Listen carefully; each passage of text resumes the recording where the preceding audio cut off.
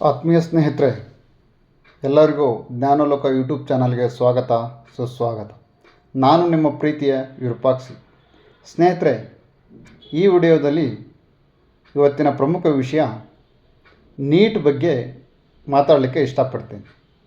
ನಿನ್ನೆಯ ದಿನ ನೀಟ್ ಮರುಪರೀಕ್ಷೆ ಫಲಿತಾಂಶ ಹೊರಬಿದ್ದಿದೆ. ಹಾಗಾಗಿ ನೀಟ್ ಪರೀಕ್ಷೆಯಲ್ಲಿ ಯಶಸ್ಸು ಕಂಡ ವೈದ್ಯಕೀಯ ಸೀಟು ಪಡೆದ ಎಲ್ಲ ಅಭ್ಯರ್ಥಿಗಳಿಗೆ ಹಾರ್ದಿಕ ಶುಭಾಶಯಗಳು. ಹಾಗೆ ವೈದ್ಯಕೀಯ ಸೀಟು ಸಿಗದೇ ಇರುವ ಅಭ್ಯರ್ಥಿಗಳಿಗೆ ಶುಭಾಶಯಗಳು. ಹಾಗಾದರೆ ಸ್ನೇಹಿತರೆ, ನೀಟ್ ಅಂದರೆ ಏನು ನೋಡೋಣ. ನೀಟ್ ಅಂದರೆ ರಾಷ್ಟ್ರೀಯ ಅರ್ಹತಾ ಮತ್ತು ಪ್ರವೇಶ ಪರೀಕ್ಷೆ ಎಂದು MBBS, PDS, ಆಯುಷ್ನಂಥ ವೈದ್ಯಕೀಯ ಕೋರ್ಸ್ಗಳಿಗೆ ಪ್ರವೇಶ ಪಡೆಯಲು ಬರೆಯಬೇಕಾದ ಕಡ್ಡಾಯ ಪರೀಕ್ಷೆ ಆಗಿದೆ.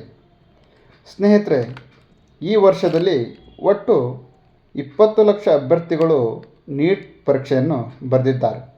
ಅದರಲ್ಲಿ 11.21 ಲಕ್ಷ ವಿದ್ಯಾರ್ಥಿಗಳು ಅರ್ಹತೆ ಪಡೆದಿದ್ದಾರೆ ಹಾಗೂ ಮಹಿಳೆಯರು ಮೇಲುಗೈಯನ್ನು ಸಾಧಿಸಿದ್ದಾರೆ. ಸ್ನೇಹಿತರೆ, ಹಾಗಾದರೆ ವೈದ್ಯಕೀಯ ಸೀಟು ಸಿಗದೇ ಇರುವ ಅಭ್ಯರ್ಥಿಗಳಿಗೆ ಶುಭಾಶಯಗಳನ್ನು ತಿಳಿಸುತ್ತಾ, ಕರ್ನಾಟಕದಲ್ಲಿ ಒಟ್ಟು 15,395 MBBS ಸೀಟುಗಳನ್ನು ಹೊಂದಿದೆ.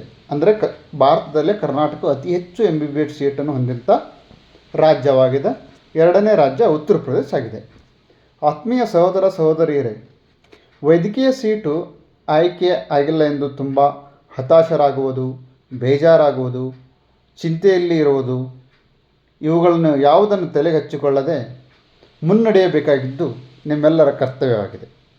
ಹಲವಾರು ಅವಕಾಶಗಳು ನಿಮಗಾಗಿ ಕಾದು ನಿಂತಿವೆ. ನೀಟ್ ಇದು ನಿಮ್ಮ ಅಂತಿಮ ಘಟ್ಟವಲ್ಲ. ಸ್ನೇಹಿತರೆ, ಹಾಗಾದರೆ ನೀವು PUC ನಂತರ ನಿಮಗೆ ಲಭ್ಯವಿರುವಂಥ ಕೋರ್ಸ್ಗಳು ಯಾವುವು ಅಂದರೆ BTech, BE in computer science, BE in artificial intelligence or data science, and BCA, BSc, BSc nursing, B.Pharm, bachelor of horticulture and bachelor of agriculture. ಈ ಕೋರ್ಸ್ಗಳಲ್ಲಿ ನೀವು ಮಾಡಬಹುದಂಥ ಹಲವಾರು ಕೋರ್ಸ್ಗಳು ನಿಮಗೆ ಲಭ್ಯವಿವೆ.